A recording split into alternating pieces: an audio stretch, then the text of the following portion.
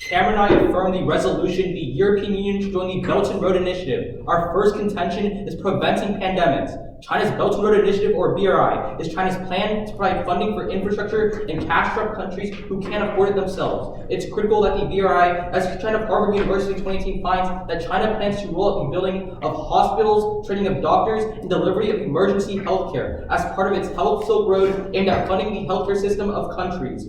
If completed, the United Nations reports in 2019 that the BRI's health ambitions will be key to preventing and containing the spread of the next deadly pandemic and contain the AIDS virus in countries, saving over 600,000 lives. This is critical, as overall 800,000 lives are affected by HIV and AIDS in the EU. It's critical to provide support for those as well as contain the spread of these diseases.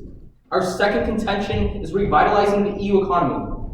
While on the surface, Europe might appear developed, the reality is darker. Europe is near negative economic growth and has no money to spend on infrastructure after other expenditures. Indeed, Brewster Vox quantifies in 2018 that 1/3 of European municipalities reported underinvestment into infrastructure in recent years.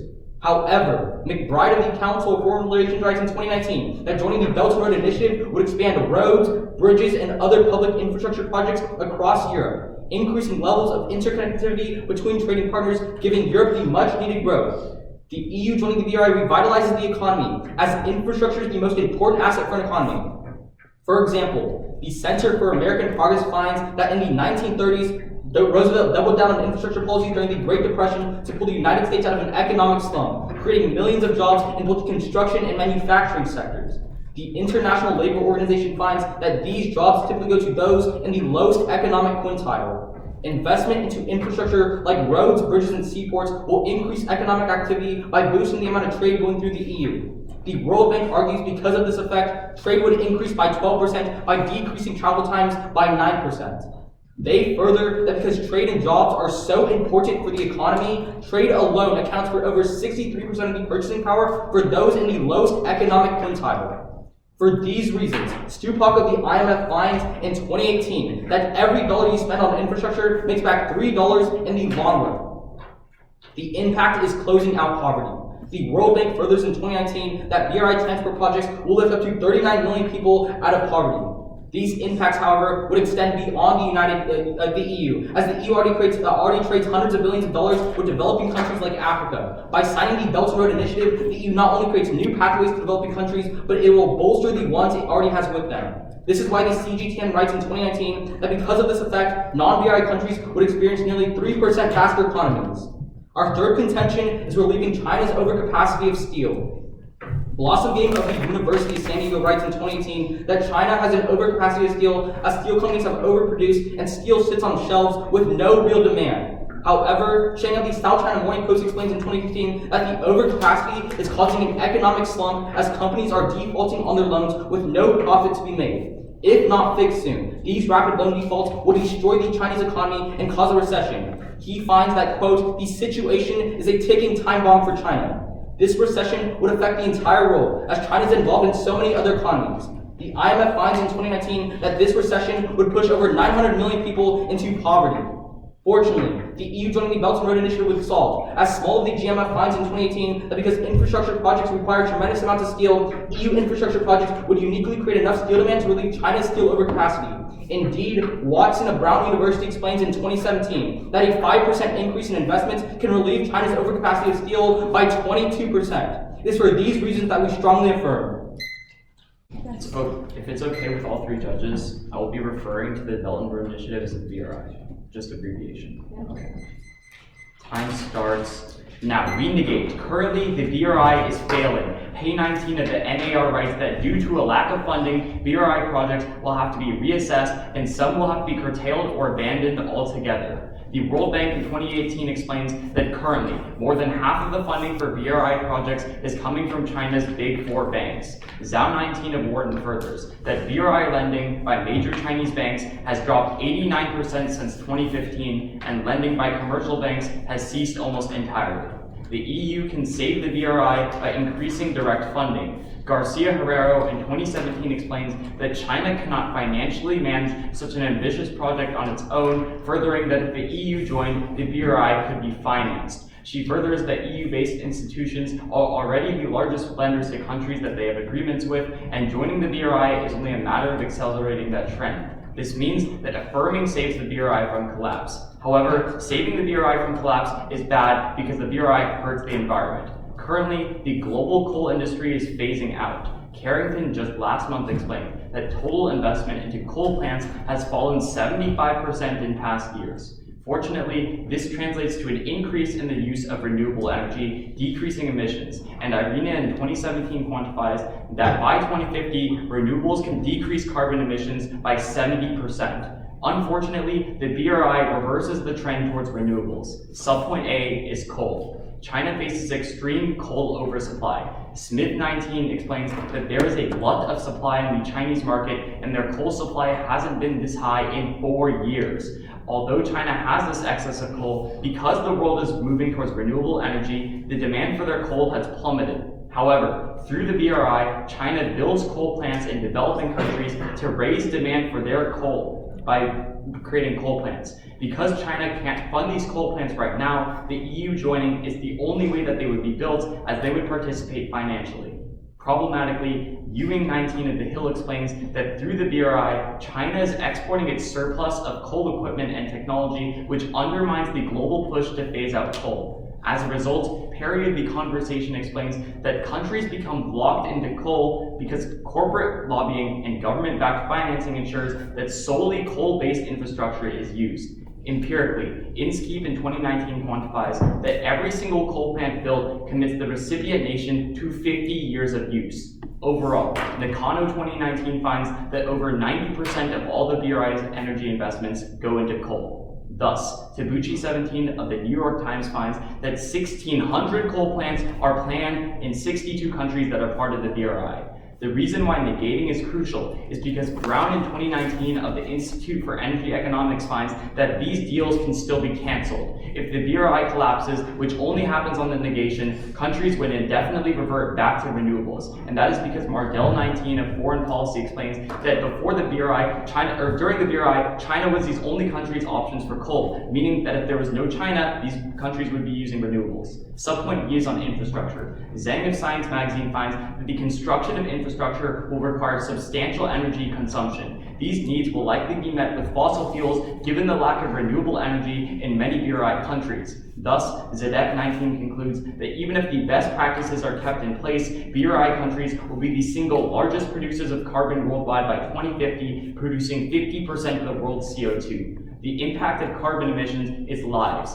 Hicks 19 writes that if the coal plan China plans to execute via the BRI completes to its full scale, the world would warm as much as 3 degrees Celsius. This is really bad, as Profeta, the National Geographic in 2018 concludes that preventing just a 0.5 degree rise in temperature Celsius would save 153 million lives. Thus, we negate. At the top, you say that there's a funding gap. If we prove there isn't, or that the BRI will still sustain, does your whole case go away? Like, we would say that insofar as we can debate whether there's a funding gap or not, but sure, if you can prove to me there is no funding gap that was ever posed to the BRI, sure. Can I ask you a question? So if we win the observation, at the top of your case, there's not a funding gap, there's still going to be coal in developing countries no matter what, and that means your whole case goes away, correct? Sure, but we'll debate whether there's a funding gap. All right, let's talk about the health Silk Road. You tell me that a lot of hospitals are going to be built across the world, right? Yeah. So, for example, if the BRI came to Ethiopia, even if you built 5,000 hospitals in Ethiopia, where are the doctors for these hospitals coming from? China, that are trained doctors to help people. Okay, I'd like to see a piece of evidence that China has enough doctors to ship everywhere across the world and that they would be willing to do so. I mean, they have them. Okay. So let's talk about coal, right? So are countries going to accept what's the cheaper option as their energy source? I mean, one, we would say that coal is cheaper, but two, even if you can prove that renewable energy, hold on. It was a yes. There's more nuance to just yes or no, okay? We tell you that A, coal is cheaper. B, even if you want to debate that it's not, these countries are literally locked into coal because when China goes to these countries, they build coal plants, which locks their economies into using coal plants and coal-based. You have to win that they build coal. So my question that's pretty is, obvious. yes, wait, but we're going to contest that, obviously. So my question is, are countries going to accept what's a cheaper option for them? No, because it depends, A, what China is going to give them, and B, what is cheaper. There's two sets of what they have to consider. So if I'm Ethiopia, and I'm trying to accept energy investment, I'm going to be like, no, I'm going to take what's more expensive for me. But if China is building a coal plant in my nation, I'm not going to use solar energy in a coal plant. That doesn't make any sense. What we're going to argue is that renewable You can argue this in your rebuttal. Sure, like, but this is I'm just trying to explain the You've made your point that what you're going for in your next speech is going to be that renewable energy is cheaper. Can I ask you a question? Okay, sure. All right, you talk to me about how China's overcapacity is going to like cause the entire global economy to recess. You tell me that the EU joining the BRI can probably save China's overcapacity. Where in the evidence of the two cards that you showed me does it say that it's actually going to do The that? small evidence indicates that it creates more demand and solves for their overcapacity, and the Watson evidence does the warranting that 5% increase in investments relieves the overcapacity. Here's my problem with your evidence. The evidence hold on. I'm gonna ask a question. Hold on. This is really important because like the evidence that you showed me, nowhere in there does it say that if the EU joins, it can be solved. It just says it goes down. I mean, even if I agree with you that it goes down, until you prove to me that it solves, I don't see the impact. If it goes down, they don't have to keep. Okay, well, I'm gonna ask you a question. If the US gets $100, that doesn't solve poverty. I'm gonna ask a question. Go ahead. So you can econo evidence that you read, 90% of them are in coal. What does it say 2 seconds, sentences after? Want to tell me? Yeah, so it says that because renewables are cheaper, China has already shifted 50% of their investments from fossil fuels to renewable energy. We'll debate this later.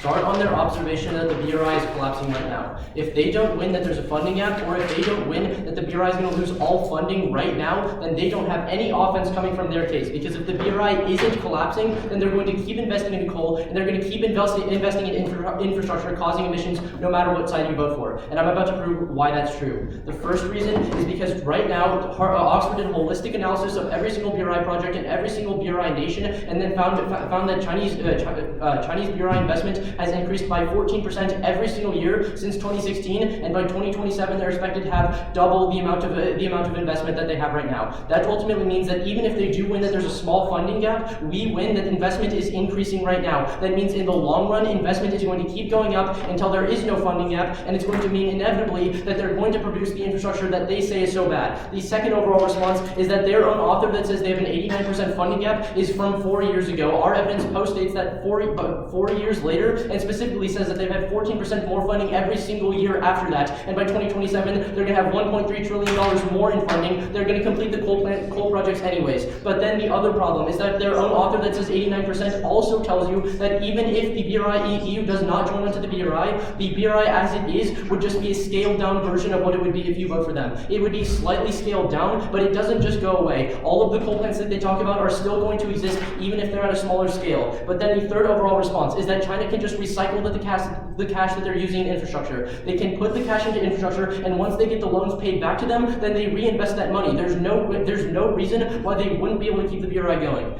Then they tell you the EU is going to save the BRI by funding. There's 3 reasons why they wouldn't. Number 1, they already can. For example, Japan isn't part of the BRI, and they still fund it. That's because they think it's an economically viable choice. But the EU, who isn't in the BRI as well, also doesn't fund it because they do not fund it like Japan does, because they don't think it's an economically viable choice. And that doesn't change when you affirm. The mindset that it's a bad economic choice to invest into somebody who's been debt trapping and putting coal in countries isn't something that the EU is going to change just because they join onto the initiative. The big countries like Germany and France and Spain, who control all the funding in the first place, they don't want to invest now, and they're not going to want to invest when you vote for them. Then on their contention one about coal, they tell you they're going to offload a lot of coal. But the first response is that they literally tell you right before that overall emissions in the world has been decreasing by 70% and investment in coal has been decreasing by 70%. If that's true, there's already 70 countries in the BRI, and even though they're investing in coal right now, overall the amount of coal has been decreasing, meaning obviously they aren't investing in as much coal as they tell you. The second response comes from Mahajan, who tells you that renewable energy, because of recent technological innovations, is now cheaper to build than coal coal and oil. That ultimately means that because it's cheaper to build, countries are going to pick the renewable energy over coal. That's empirically true. Nakano, their own evidence concludes that they've shifted 50% of their investment away from coal and towards renewables. The evidence that they cite that they're investing 90% into renewables comes from 2013 to 2016, but they say in 2019 they're only investing 40% into coal. Obviously, shift towards renewables is happening because renewables are way cheaper for China to invest in. The fourth response is that NARLA 17 finds that even if the BRI gets fully completed, and every single coal plant that they plan gets completed, it would only increase emissions by 0.5%, which she deems as negligible. The fifth response is that countries right now are on biomass. Biomass, for example, is things like trees, plants, and dead animals that they burn, and that emits 150% more than coal, 150% more CO2 than coal, meaning that even if they do build coal, that's comparatively better than what they have now. The other response that they tell you that they're going to lock countries into coal, but that obviously isn't going to happen when renewable energy is cheaper. Mahajan tells you that renewable energy has gotten so cheap that it's cheaper to destroy the coal-fired power plant and build a completely new renewable one than keep that coal plant going. They're not going to lock countries in. And the most important response is that if we win our contention too about the economy, then we also win their entire case. Because what Jacob 14 tells you is that when the economy increases from the BRI empirically, overall emissions have decreased by 0.1%. Their reasoning is because more efficient trade, better economy, you can focus better on environmental regulations. Can I call the card before I... Okay. So I'm just going to be going down a couple of things that they mentioned in response to our case, then just down their piece. Alright, that being said, everyone ready? Yes. Okay. Time starts now. So let's start off on renewables being cheaper. We looked at their evidence. That just says that renewables in the US are being cheaper, not renewables globally. Insofar as their evidence goes, it's really skewed. But even if you buy that it works across the entire globe, you can turn it against them. Because if renewables are getting cheaper and China is consuming more domestically, it has every reason to offload coal at a cheaper price in the developing world, because otherwise the coal just functions as a sitting debt. You can turn this against them. But next, they try to go after Nakano and tell you that 2 sentences later, Nakano contradicts his own claim, saying that the BRI is actually shifting green. We literally have Nakano, you can read 2 sentences later, they're lying. But next, even if you buy the whole word about it getting cheaper, look to our in-scheme evidence, which tells you that countries get locked in. Even if coal gets cheaper, they don't have the opportunity to buy coal because their infrastructure is incapable of handling anything but coal. But next, let's go into funding, right? Because they try to tell you that investment is going up. But that doesn't actually prove that China has the funds to maintain this investment. If anything, I would simply contend China is burning through its limited money pool faster and faster and faster. Their contention only concedes to our thing about the BRI dying in the immediate future. But next,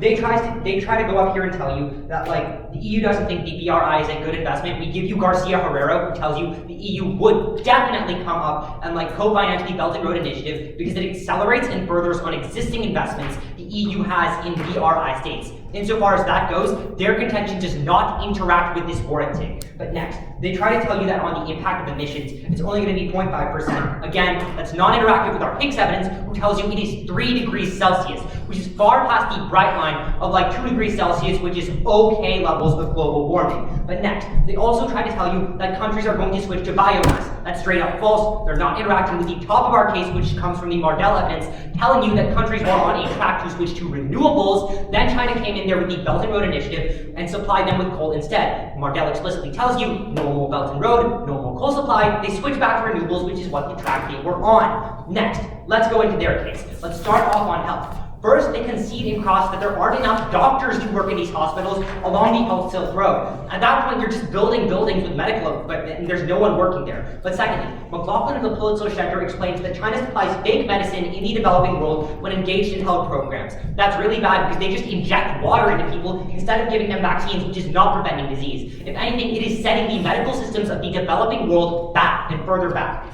Next, let's go into infrastructure. First, realize that Brown 16 explains that over half of infrastructure investments in China actually destroy economic value. There are 2 big reasons for this. First, projects are overinflated. There was a 31% overspend on 75% of BRI projects, which creates debt, a long-term economic problem that makes it harder for the EU to get itself out of further recessions, not just the imminent one, but next.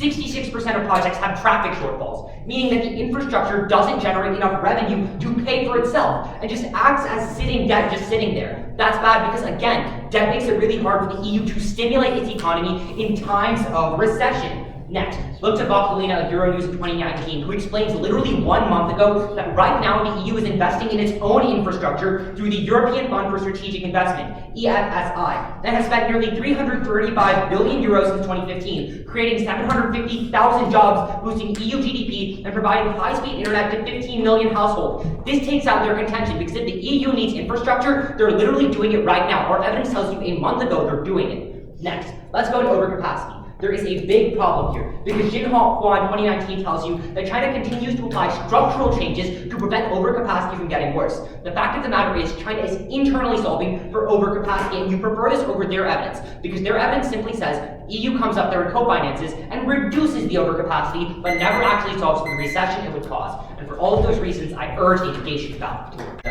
Okay, so you say the EU will fund the initiative.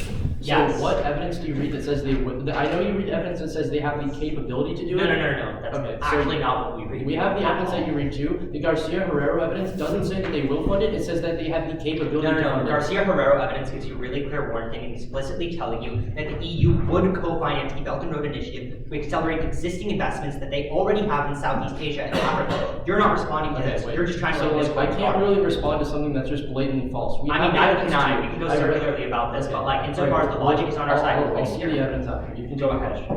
All right. So let's start off with like the fact that China is cutting down coal, right? So is China like cutting down production of coal, or is it just like not selling the coal? I don't know. What's your question? What do you mean? So you said that like China is like doing I'm saying that when coal. Chinese so hold on. investment into other countries has shifted 50% away from coal and towards No, renewables. you said like you made a That's what your specific other response economists about do. like the quantity of coal going down. Is that the quantity of like coal China produces, or just like the quantity of coal China sells? I'd say it's irrelevant either way. No, it is really relevant. Give me an answer, Okay. and I'll explain it I'm based sure on you your want to answer. tell me. Okay, you know what? I'll actually tell you the relevancy right now. If it's just the amount of coal that like China sells, that's the overcapacity, meaning you're not solving for overcapacity. Okay, so but obviously- next, no. But next, if it's the amount of coal that China produces, you still don't get much ground there. Okay, so even if we do concede the overcapacity argument and we do win that China's offloading more renewable energy every single year, that means like A, they're fine with operating with an overcapacity of coal and still shit. Can I finish? I let you talk. Even if you win that overcapacity exists, we win the argument that China's investment into other countries has shifted 50% away from coal and towards renewables. No. Okay, you That's let me really- finish. You cut me off at the exact same point. Wait, I just Okay, want a question. so Are you alright, like citing our Nakano evidence again right here? Okay, so your Nakano Wait, yes or evidence, no? it's Yes or on- no? Yes. Okay, wait. You can have the judges read Nakano sometime. Like your thing about 2 sentences later is completely It's totally not false. 2 sentences Nakano. later, it's like a paragraph later. It says in 2019, it's shifted, your evidence at the top says between 2013 and 2016, it was 90% investment between those 3 years. And it says in 2019, or either 2018 or 2019, it says it's only 40%. We'll show Okay, you the it right problem now. there is that like China has only promised to reduce No, investment. it's not a forecast promise. are It's already 40%. No, It's it's just so forecast are false. Like, 40%. it literally China is says telling you. 40% of their investment is You're in coal miscutting right this now. card really heavily, but you can have a question now. Okay, I'm gonna read the card for my question. No, can we ask a question instead? Okay, yeah, you can take another question. Okay, fine. So you try to go ahead and like read us this Oxford evidence saying that investment is going up by 14%. In what way does that correlate to the amount of money that China has? Okay, Because so all you're giving us the is the argument argument doesn't matter about how much money China has. No, has it to do absolutely with how- does. Okay. It Are you gonna let me explain what I'm trying to tell you, or are you Yeah, just gonna sure. tell me it matters? Okay. Yeah, sure. So the argument, it doesn't matter how much China's investing into the initiative. It you're really saying- does though. Okay. I'm gonna finish this time, and you're not gonna talk. Okay. So what we say specifically is that yes, China has less money, but overall increase in investment from foreign investors and outside investors into the BRI has increased by 14%. That's not. That's fine. Everyone good? Start on their observation. If we win this, then we win their case. They say that when the EU joins, it's already funding. What's problematic is if their evidence says that the EU is already funding, then if they join, it's still going to be the same amount of funding. So either way, funding isn't the same in both worlds. At that point, they're losing their observation. A second response that's clean conceded out of Cameron's rebuttal is that overall, countries have to pay back China with the loans that they receive from these infrastructure projects. Which means they're getting more money in the long term, which means they can just refinance the money because they make a profit. Go on to their coal argument.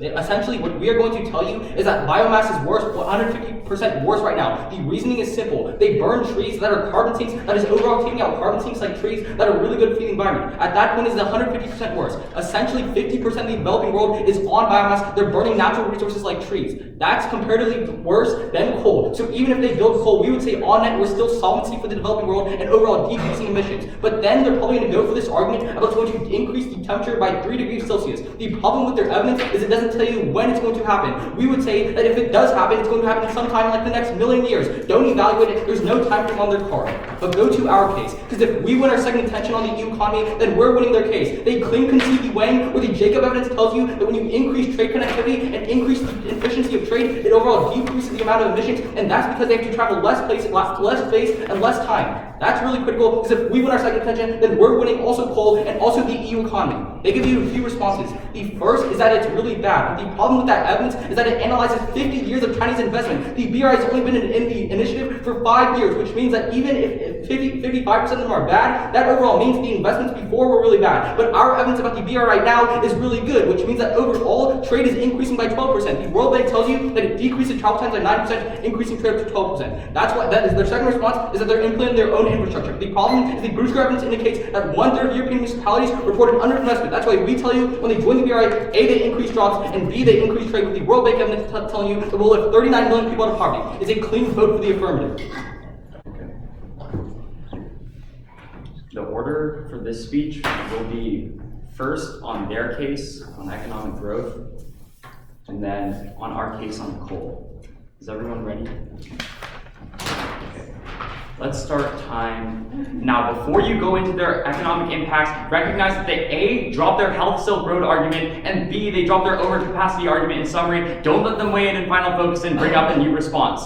Let's go to their contention on economic growth. What Cerebase comes up and tells you in rebuttal is that A, they overspend 31% of the time, and B, 66% of the projects don't even make the money back. They try and give you evidence that says that this isn't true. A, they don't have the card that they said that they did, and then B, the card that they did show us says that 82% of the investment is screened. I don't even know what that means. I hope they explain it in like Rand Cross. There's no way that they win that argument. This is really important because if 66% of the investments don't even make the money back, there's no ground for economic growth because 66% of them don't get economic growth. Let's go to our argument on climate change. First, they tell you that funding is non-unique because our Carrero evidence indicates that the EU is already financing. But the analysis that we give you is, yes, they are financing, but it's not enough because the Belt and Road Initiative is still dying. If the entire EU joins, that's going to accelerate funding because now the entire EU has joined. That's going to perpetuate climate change. Then they tell you investment is up. A, they can see that China doesn't have the money in cross. They just say they're burning it faster. If China's going to burn through it fast and run out of the money, there's no funding in the long term for the Belt and Road. Then B, they try and tell you that recycling funding will work. But first of all, recognize that China can't recycle money if 66% of it isn't even coming back because there's so much shortfall in the projects. There's no money to reinvest into the Belt and Road. Then they try and dispute our Nakano evidence.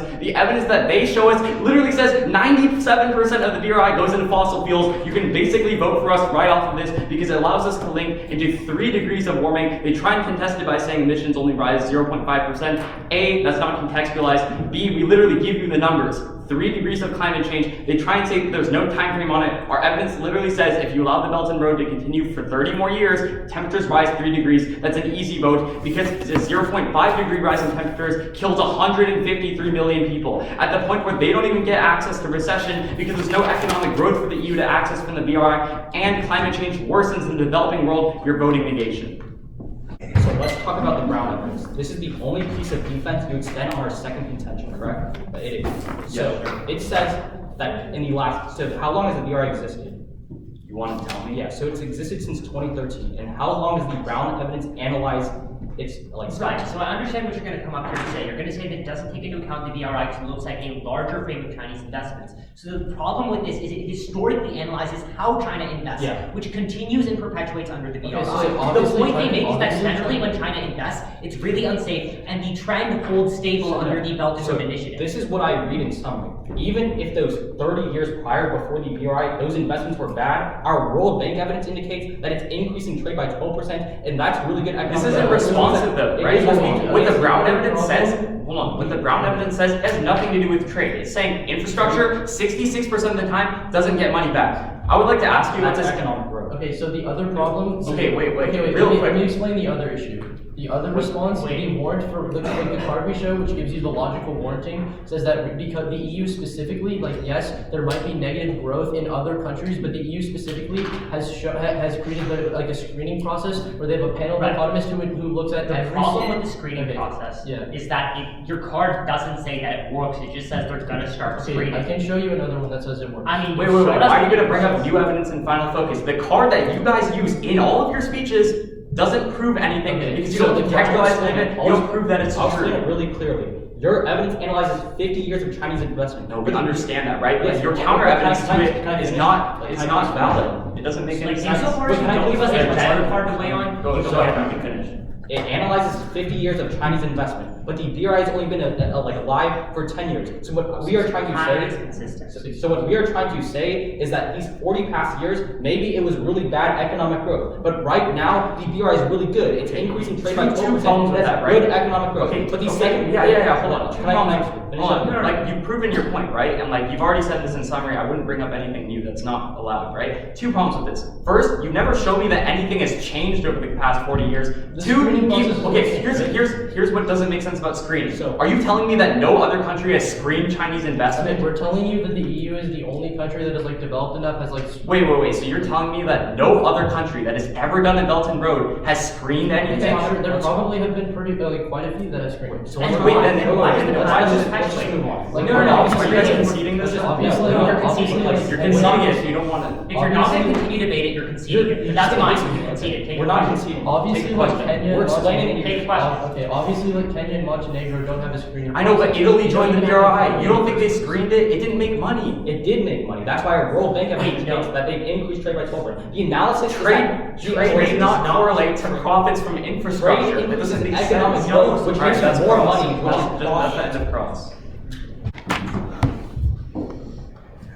The thing that goes conceded in their summary that means you literally cannot vote for them is the fact that the BRI overall has had 14% more funding every single year, and they're projected to have literally double the funding, $1.3 trillion more funding by 2027. That ultimately means that the BRI is not collapsing despite the amount, even if the amount of Chinese investment has been decreasing, other foreign investors have been increasing by 14%. It accounts for the evidence accounts for the drop in funding from China, but it also accounts for the increase in funding from other countries like the EU. And it says right now, the BRI is not collapsing. They've had more cash every single year. There's no reason to vote for them. But then on the environment, if you don't want to evaluate our case, you can vote for us on their case on coal. There's two reasons why that they basically concede. The first is that the Nakano evidence that they tell you says there's been 90% investment into coal. 2 paragraphs later says that it's only 40% investment into coal. Their evidence that says there's 90% was between 2013 and 2016, and it says that between 2018 and 2019 it was only 40% investment into coal. They've shifted 50% of their investment away from coal and oil and towards renewables in the past 3 years.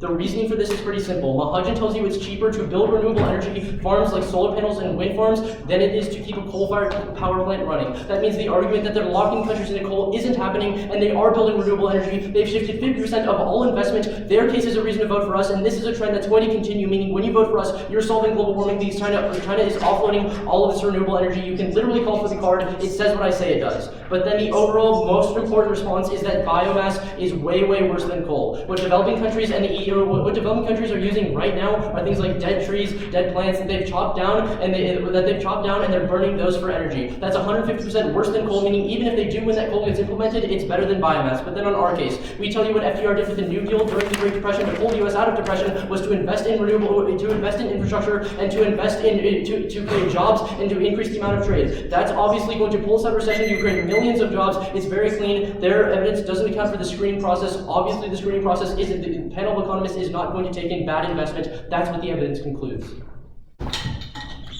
The order of things is going to be screening, 14% more funding, Nakano, biomass, then your whole FDR analysis that's at the very end of focus.